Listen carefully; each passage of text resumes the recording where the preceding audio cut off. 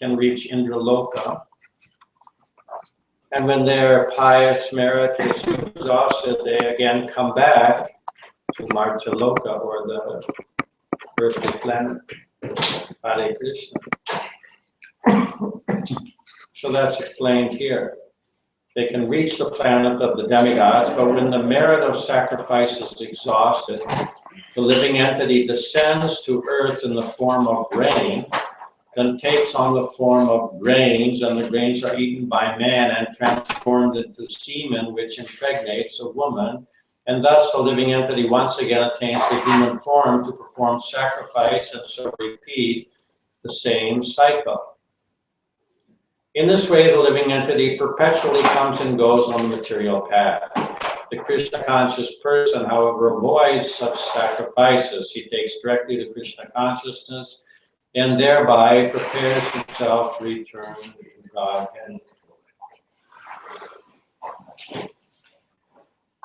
So, sometimes we read and everything seems to be normally what we've heard 100 times, and we already feel we understand it. And then sometimes we read something surprising. Yeah.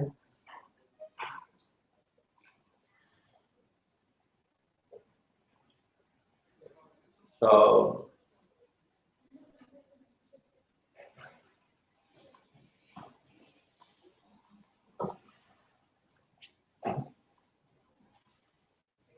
there are many stories in Puranas of people going up and down, coming in and going, and I can't remember any particular examples.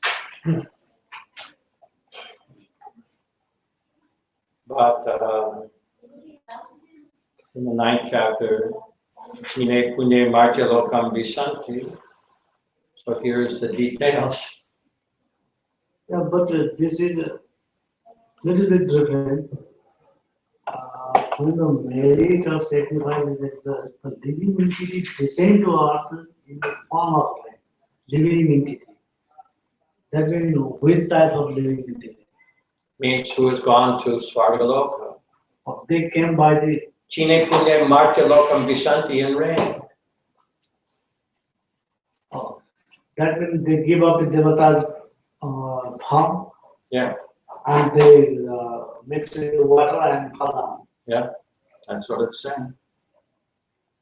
Oh, this is that. This means that. I'm thinking every living entity. Now this means, talking here, those who perform sacrifice to go to the heavenly planets.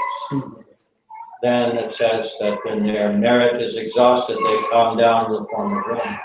So it's talking about those who have gone to Svargaloka by performing of sacrifice. Then they're Chine Punye Martya Lokam Visanti in the form of rain. Don't ask me what's the meaning there. Just one question though. Yeah. I thought that all of us had that experience when we came here, that we decided Well, we've all been. I want to hear this question. I couldn't hear. Say it louder. I thought that everyone in the human form originally descended in the form of rain. They entered the grain, was seen by man. Why did you think that? Another place where this, some other place where this came up. Yeah. Yeah. I don't remember this coming up in any other place. Ekya bhavati bhutani, anna bhavani bhutani. Ekya dharma samudava. That is one. Verses 3. It says this in the purple. No. I mean, maybe that is related to this one. Well, this is very specific. Anat Bhavanti Bhutani is very general. For all living beings subsist upon grain. Well, generally it is described that those who have fallen down below the human form they have to gradually progress one step at a time until they again come to the human form. In other words, if you were to become a worm, then you have to go next something through millions of births to finally come to the human form. No, you cannot, no, there's no shortcut.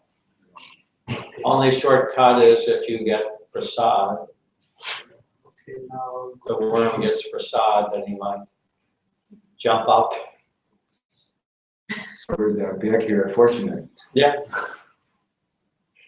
Wow. There's a devotee in Alachua. We're there. I know him since a long time, but he always takes prasad and he takes some Ganga water and sprinkles on all the trees. Many things like that. So here it is described, not someone who has come below the human form. This is not someone who has fallen down from the human platform due to misuse of the valuable human form of life. But it's for someone who has only partially utilized the human form of life properly, performed great sacrifices, and lived in the mode of goodness, has gone to the higher planets. But then when his punya is exhausted, then he has to again come down. So he doesn't go down to the lower forms, but just as described here, grain just as a process of again entering human life.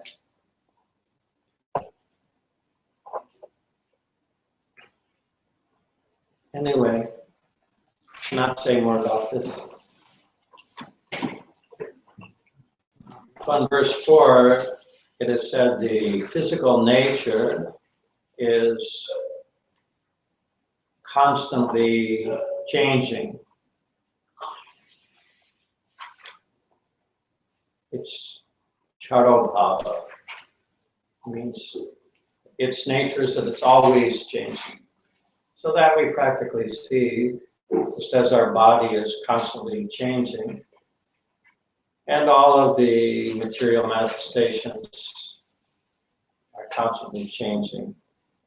There's no fixed position of material natures, infinitely mutable.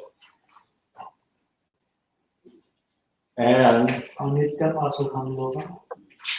Anityam, Anityam Asukham Lokam. simply, Yeah. That's on the grand scale. Universe is anitya, sometimes created, sometimes destroyed. But then at every moment, nothing is stable. Material nature is always undergoing transformations. It's never fixed or never static.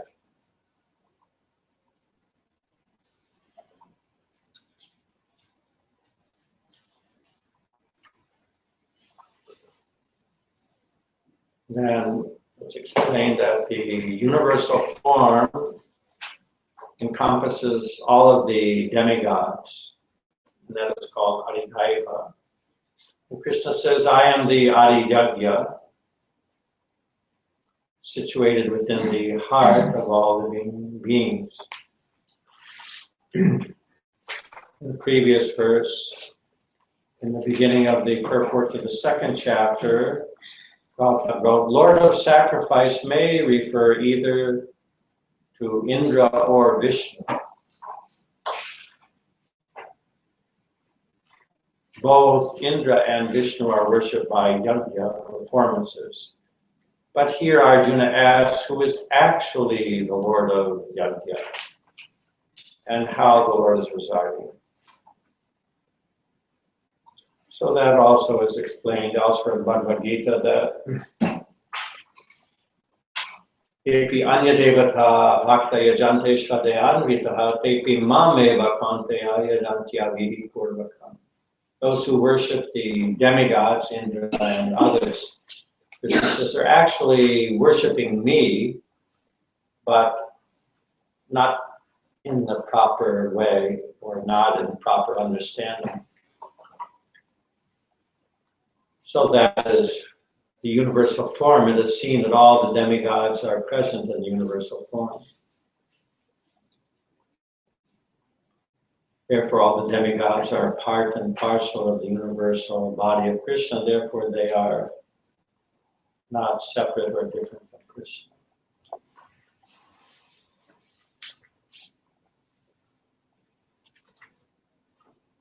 Then, verse 5, and whoever at the end of his life quits his body, remembering me alone, at once attains my nature.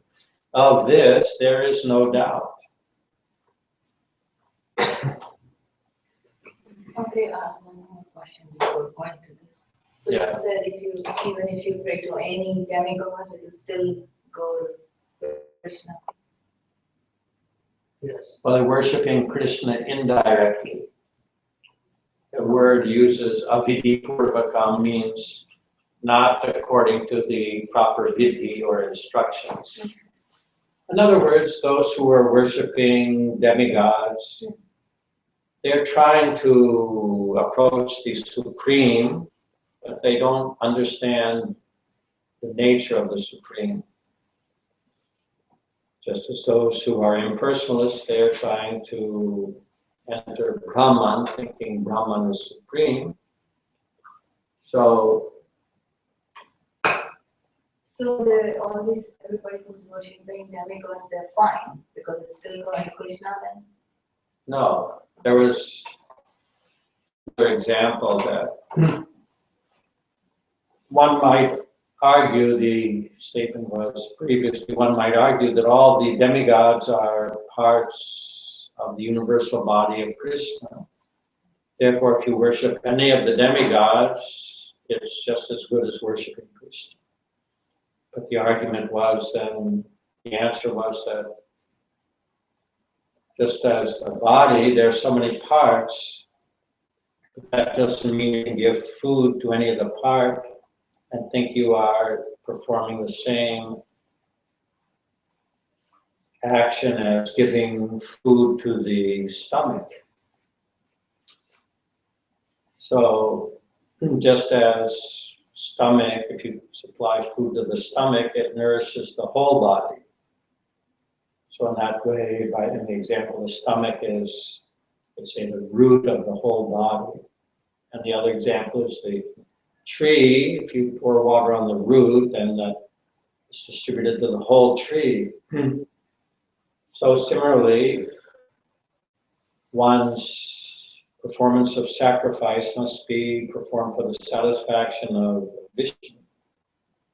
Otherwise, if one worships the different demigods, thinking of them as being separate from Vishnu or Krishna, that's like trying to put food into the ear, like that.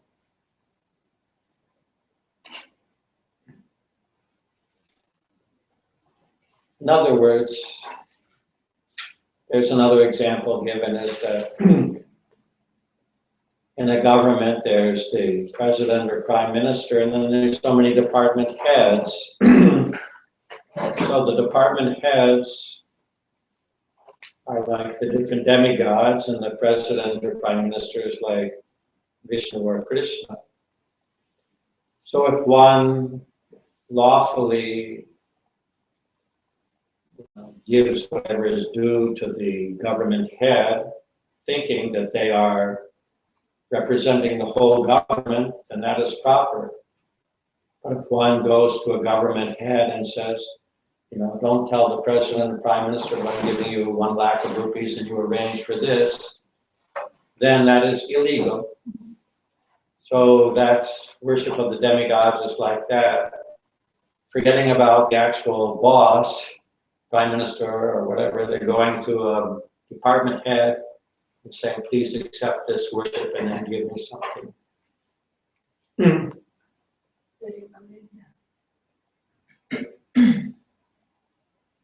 Like when we celebrated the feast of Lord Shiva, we honored him as the greatest of all devotees. And that's like, we are supposed to glorify the devotees. And so it makes sense that we glorify him, but we were not approaching him.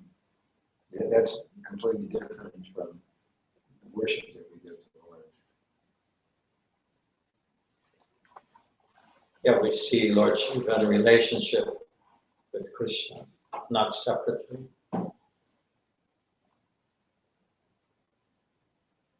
And whoever at the end of his life quits his body, remembering me alone, at once attains my nature. Of this there is no doubt. Arjuna asked, how can one who is niyatatma, one who is fully engaged in Krishna consciousness, how can he remember you at death? But here, first, Krishna is just saying that if one does remember me, Krishna says, at the time of death, he attains to my nature, means to his dhamma, tadhamma paramam mama.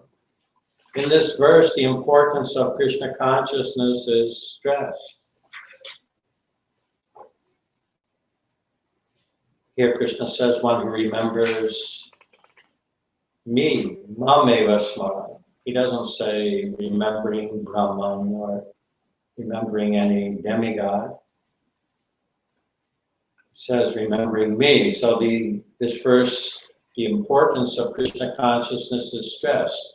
Anyone who quits his body in Krishna consciousness is at once transferred to the transcendental nature of the Supreme Lord. The Supreme Lord is the purest of the pure. Therefore, anyone who is constantly Krishna conscious is also the purest of the pure. The word smaran, the remembering, is important. Remembrance of Krishna is not possible for the impure soul who has not practiced Krishna consciousness in devotional service. Therefore, one should practice Krishna consciousness from the very beginning of life. There's a famous verse where that is.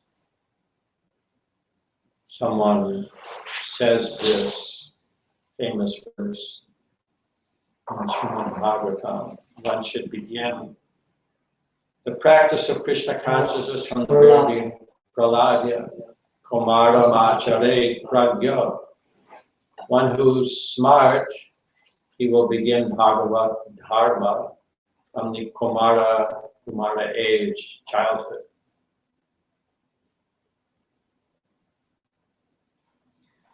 If one wants to achieve success at the end of his life, the process of remembering Krishna is essential. Therefore, one should constantly, incessantly chant the Maha Mantra, Hare Krishna, Krishna Krishna, Hare Hare, Hare Ram, Ram Ram, Hare Hare. Lord Chaitanya has advised that one be as tolerant as a tree, Tororiva Sahishnava.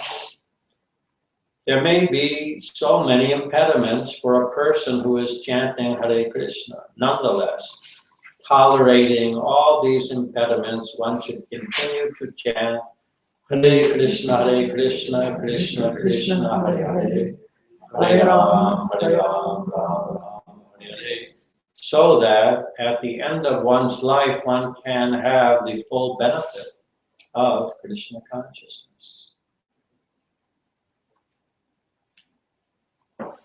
There's another place in Bhagavad Gita where Krishna said, must learn to tolerate. Tam stitikshasha. That because we have this body, therefore we are always experiencing disturbances, heat and cold, happiness, Hare Krishna, happiness and distress. But these come and go. They're not permanent. Therefore, one must learn to tolerate them.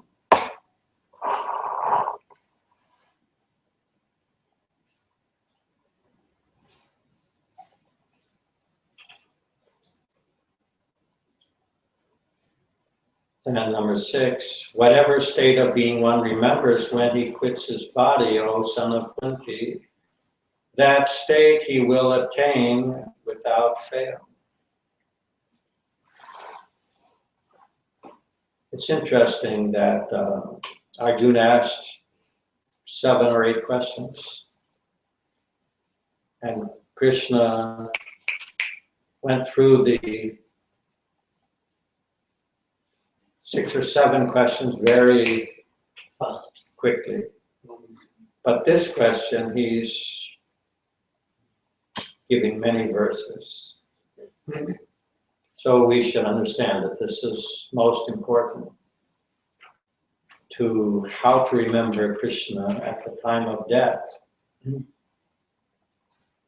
So the answer is given in the purport of the 5th chapter, and Krishna will give it in the 7th verse. So how to remember Krishna at the time of death? How? Arjuna asked, how can one remember you at the time of death? So the answer is coming, but it's also here in the purport. How? You were saying? Chanting Krishna. Hmm? Chanting, remember Krishna all the time. Yes. So That the way to most likely remember Krishna at the time of death is to constantly, incessantly chant Hare Krishna throughout one's life. So He's first. I'm just curious, just how we can instruct one another. What do we done? How do we chant the Lord's name?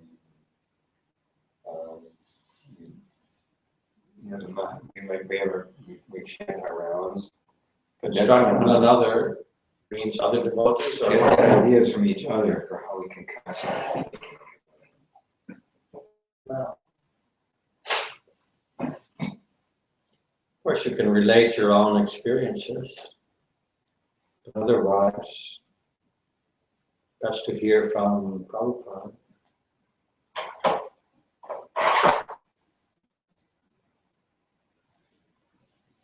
So it's whatever state of being one remembers when he quits the body. So what if a person is remembering another demigod? Then he can reach that demigod. He can.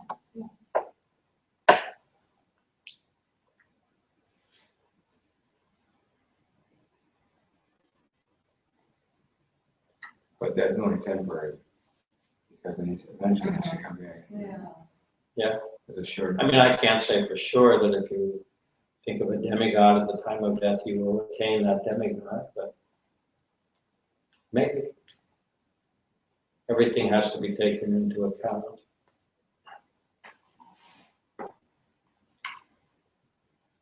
But here's also mentioned that someone might think, oh, if I remember Krishna at the time of death, I attain to Krishna, so I can spend my whole life partying. And then at the time of death, I'll think of Krishna. It's only that time of death matters. Why waste all the other time thinking of Krishna? But here it is said that only when one is completely pure can he actually remember Krishna. Remembrance of Krishna is not possible for an impure soul who has not practiced Krishna consciousness in devotional service. Therefore, one should practice Krishna consciousness from the very beginning of life. If one wants to achieve success at the end of his life, and what is success at the end of the life? To go back home, back to God. The process of remembering Krishna is essential.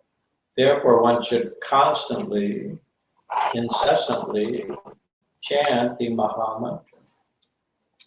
Sometimes I'm thinking of something else, and then I think, Why am I thinking of as something else? No use in it. Why am I not just chanting Hare Krishna? Of course, sometimes you have to think of other things, like when you're driving a car. You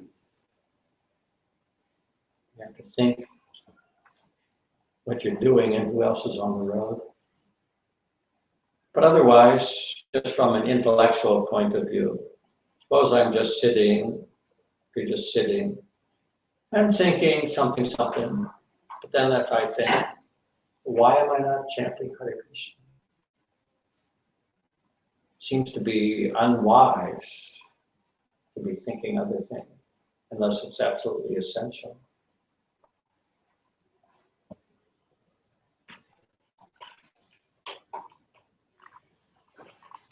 Hare Krishna Mother Bhagavad. The same Mother Bhagavad. What is the Krishna's mode Bhagavad nature? The translation nature. Oh, my well,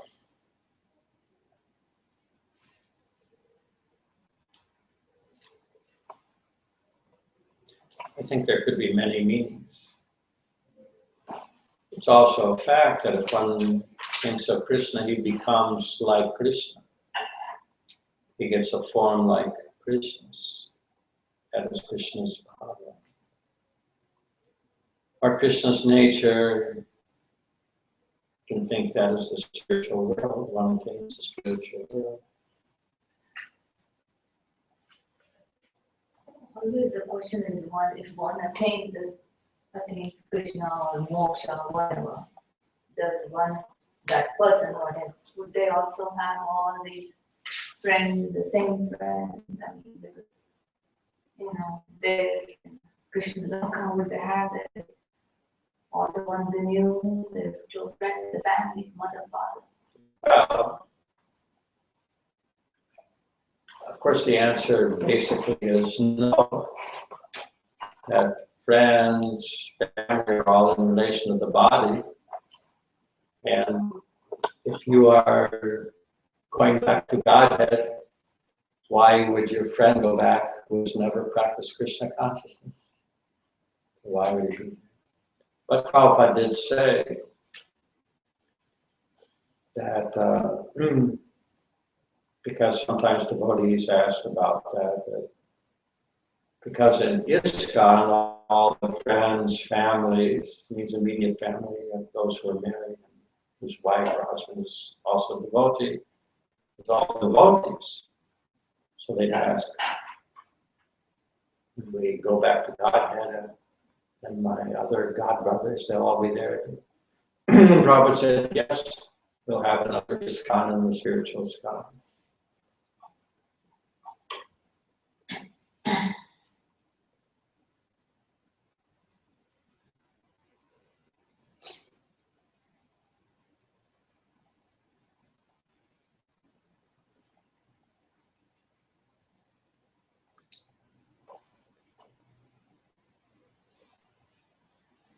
You don't want to go back to God and miss your friends?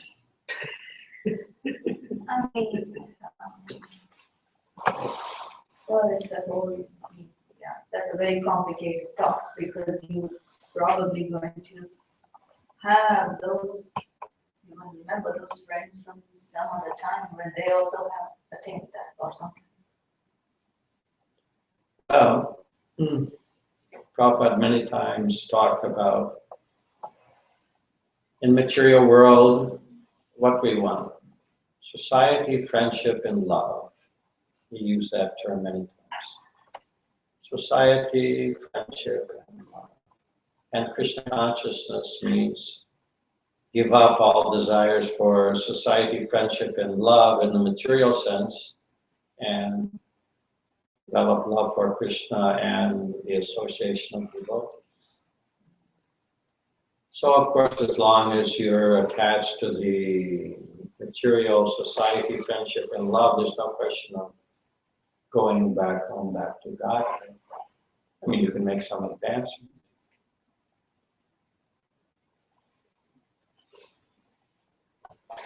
But basically, you're not going to need all that, is what you're saying over there.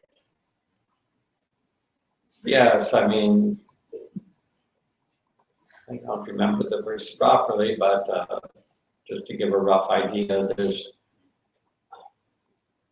just like there was that verse quoted of Kula Shekhar, so there's another verse by one of these South Indian acharyas, maybe Yamunacharya, I don't remember, but he's saying, goodbye, my friends may criticize me, that I'm not performing my duties, and the Vedic injunctions may also criticize me, I'm not following them, and my parents might criticize me, or they may criticize me, but I'm leaving all of it to take to Krishna consciousness, to surrender at the lotus feet of Krishna, to engage in emotional service. So,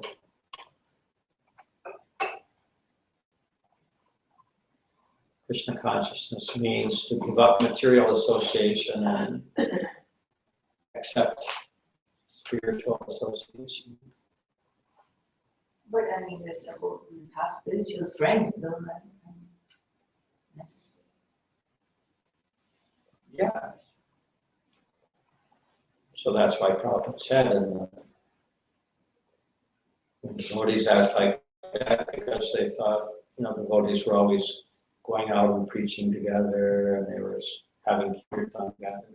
So will we be together? So Prabhupada said, yes, we'll have another ISKCON, spiritual ISKCON. If we keep Gopal at home and all the time, during the daytime, working time, we're thinking about the Gopal, I have a feeling all the thing. Instead that many people, they get something else. I mean, dog, cat, all the thing, and they're thinking whole day about the dogs and cats, what they eat, what they are doing, like that. No? And that means that is the cat bath, dog bath. Then the time of the death is cat coming, dog Yam coming. yam vapi smaran vapi. That's another thing. So Yeah, if we, but we should think yeah. Prabhupada himself would have feel sad or compassion. Like I'm driving, sometimes I see the car in front of me is stopped, and they have a sticker on the back, it's a dog's paw, and it says, my child, or my son is a dog, or something like that. My children have paws, something like that.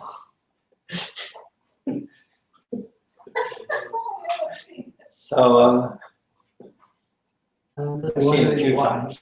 What types of law is made by the American government? Is a cow killing, is no. If you kill a dog, you can go to jail. Yeah, that types of law over here. Yes. Felony, Yes. animal cruelty is a felony, but what The cow killing is exactly, what about all that? Yeah, people are mad that Prabhupada stressed that everyone in this world is mad. Maybe more or less, but everyone is mad. Everyone is bad, Mad, M-A-D, mad. Not angry, crazy, crazy. Bhagav, father. Bhagavadgita.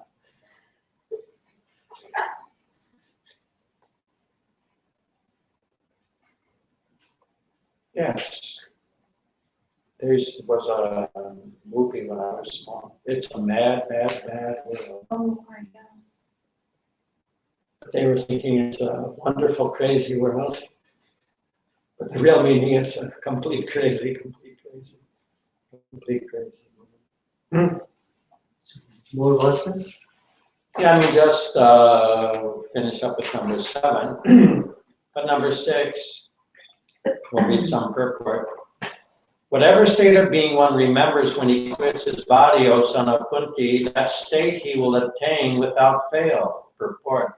The process of changing one's nature at the critical moment of death is here explained. A person who at the end of life quits his body thinking of Krishna attains the transcendental nature of the Supreme Lord, But it is not true that a person who thinks of something other than Krishna attains the same transcendental state. This is a point we should note very carefully. How can one die in the proper state of mind? Maharaj Bharata, although a great personality, thought of a deer at the end of his life. And so in his next life, he was transferred into the body of a deer. So,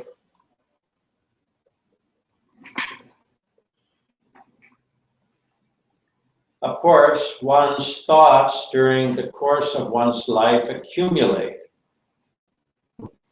to influence one's thoughts at the moment of death. So this life creates one's next life. If in one's present life one lives in the mode of goodness and always thinks of Krishna, it is possible for one to remember Krishna at the end of one's life. That will help one be transferred to the transcendental nature of Krishna. If one is transcendentally absorbed in Krishna's service, then his next body will be transcendental, not material. Therefore, the chanting of Hare Krishna, Krishna Krishna, Hare Hare, Hare Ram, Ram Ram, Hare Hare is the best process for successfully changing one's state of being at the end of one's life.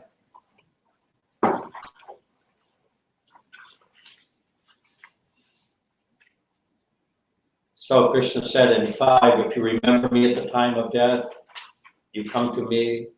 Then in 6 he says, whatever you remember, you'll attain that state. And then the next verse begins, Tasmat, therefore what? I many times, a few times I ask people, It's not college. words, you know. But it's a very simple, logical process. If at the end of life I remember Krishna, I go to Krishna. And at the end of life I remember something else, I get another result. Therefore, I should always remember Krishna at every moment. That is the conclusion. Tasmat sarveshu kaleshu mam anusmara, and yuja cha, because Krishna is speaking to Arjuna. He didn't want Arjuna to think that, oh, think of Krishna, so I'll give up the fighting and go to some secluded place and just try to remember Krishna all the time.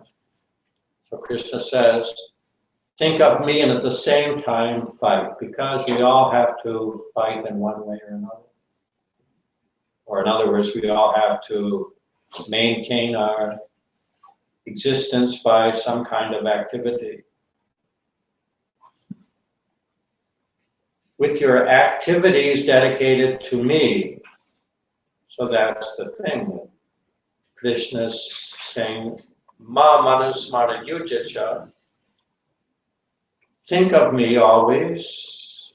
Sarveshu kaleshu ma manusmara. And yujacha, and fight. Then he says, Mayarpita. With activities dedicated to me.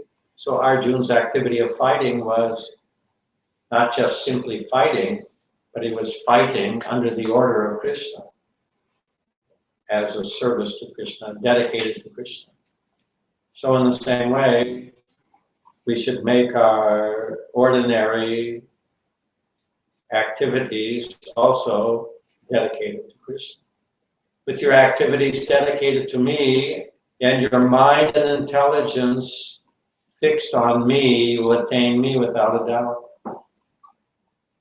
Mind fixed on Krishna, that's easy to understand. How is intelligence fixed on Krishna?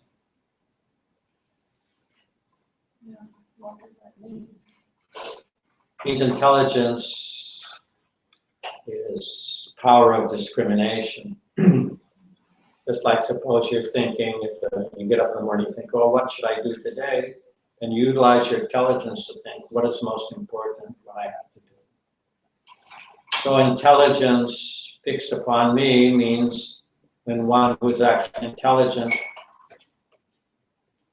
has understood that only Krishna consciousness is for my benefit. Everything else is ultimately useless. That is intelligence fixed upon me. Purport. This instruction to Arjuna is very important for all men and women engaged in material activities. The Lord does not say that one should give up his prescribed duties or engagements. One can continue them and at the same time think of Krishna by chanting Hare Krishna. This will free one from material contamination and engage the mind and intelligence in Krishna. By chanting Krishna's names, one will be transferred to the supreme planet, Krishna Loka, without a doubt. Sometimes Prabhupada explained that suppose someone's working in a factory, very dull job, he has to put this or something. So he should not identify with the work or identify with the co-workers, but while he's doing this, chant Hare Krishna, Hare Krishna, Krishna Krishna. So it is possible, actually, while one is performing one's duties. It's like Mother just told us, when we read in the Kartik season, the Damodar Leela, Madheswari was churning butter, and she was singing songs of Krishna's pastimes, and then Krishna came. So she was churning butter, but her mind was on Krishna. Of course, it had to be a little bit on the churning butter, but it should be mostly on Krishna. Mother Vishnu being moksha. Well, she's an eternal associate of Krishna. There's really no question of moksha. She's already.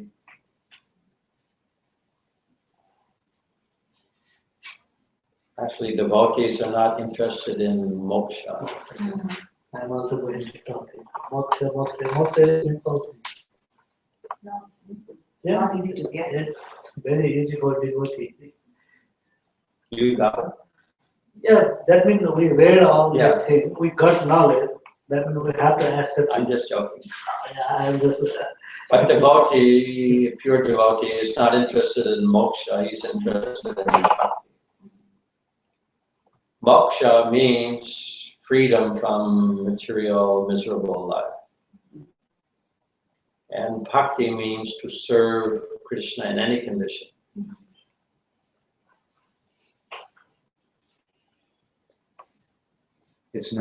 It's not difficult for one when they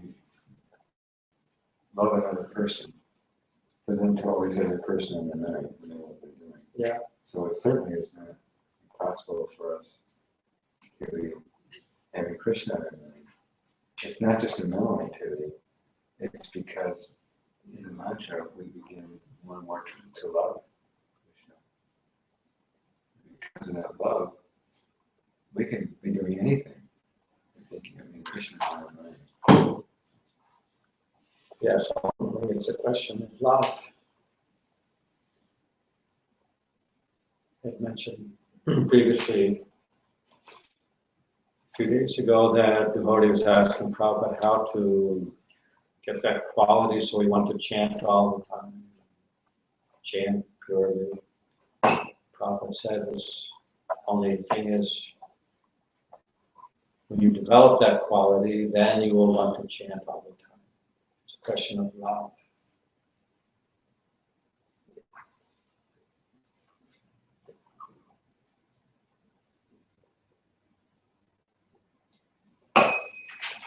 Okay, we'll stop there. what do you think after liberation? What will happen with you? That's why I was asking whether you go there. There also you're doing bhakti only. Why you only don't want to do it there? You want to only do here. I'm just kidding. I'll leave with a question, Prabhupada. I was reading Prabhupada posed the best question. That, of course, we know that you never put your foot on Krishna. Sorry, never You never put your foot on Krishna. Just like there was a Krishna picture or a Krishna deity, you never touch it with your foot. So it is stated in Shastra that Krishna's Paramatma is within every atom. So then how we can walk on the floor, Krishna's in every atom of the floor. So how we can walk on the floor? Someone may ask that question. If you can see that Krishna is everywhere, how you can walk? That's why the chanting purifies us and forgives us for that sin.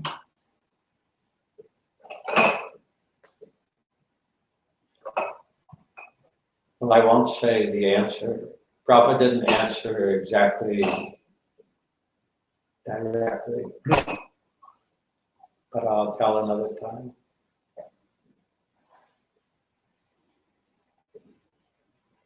He didn't actually answer the question, but he gave an example, practical example, which is actually interesting. That in Mayapur, there's now big land, so many buildings and temples there, and new temples been built. But in the very beginning, land was got, and then one building was constructed first, which was a guest house. But the temple was in the, what they call the ground floor.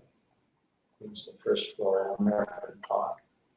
And then upstairs, second, third, fourth, was residential rooms, so that there was residential rooms and hallways above the deities. But in India, or in any temple, you can never have a place where people can walk on top of where the deities are. So Prabhupada was criticized by some people, how you can do like this. That was this was his answer to the same question. Because that's also walking on top of Krishna like that. So he explained why that.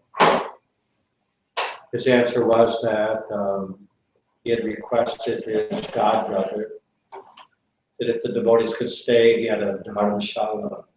If the devotees could stay there while the temple is being built, but that godbrother denied permission. So he said, my disciples, I have to have residential place for them. That's the first concern. They're coming from America. They're used to, a Western standard of living. They have to have some decent accommodation. So first thing is I have to build a residential building. At the same time, they cannot live without worshiping Krishna. There has to be temple. So therefore the temple is there and the residential.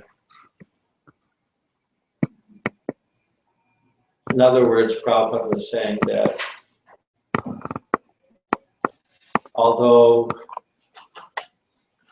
the rule is there, not to step above Krishna, but in order to facilitate the worship of Krishna, give the devotees place, therefore, for temporarily. They said in the future, there will be a temple.